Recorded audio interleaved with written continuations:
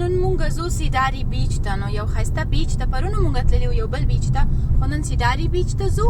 او هلته ښه ډېر وخت تېروو ښایسته نظارې تاسو ته ښیو او پرون خو مونږ بوټ ټریپ وکړو نن بوټ ټریپ نه ده بیا دغه نه وروسته مونږ یو بل ښایسته ښار ته ځو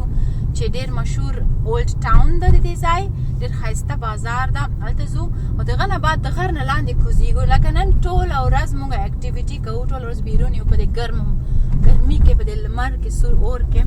خو بس هالیډې خو همداسې نو سړی په ځان سوځوي په مرګ کې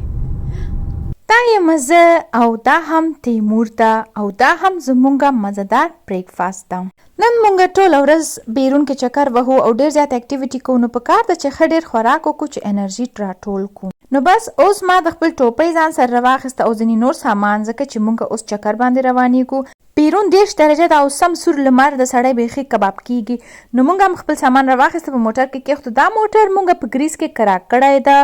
او د دې ډرایوینګ زما خوښ نه و ځکه ډېر کمپلیکیټډ و مګر زما ځکه چې بل ښار ده نو ډېر خوند یې کول دا تنګې او لارې کوڅو کې نو فعلا مونږ په کورفو کې یو دانه آیلینډ ته په ګریس کې نو دا وګورئ څومره ښایسته ځایونه دي زما د خپل دا چکر ډېر زیات خوښ راغلی دی ځکه د اوبو څنګ کې زموږ هوټل ده او دا ټول ځای نظارې مې ډېر زیات خوښ راغی تر سیداري بیچ پورې ډېر یو اوږد سفر و او زما ډېر غوسه راغلی و ځکه مخکې مې یو دانه سکوټر و که رکشا و داسې یو عجیب شی و او ډېر سلو روان و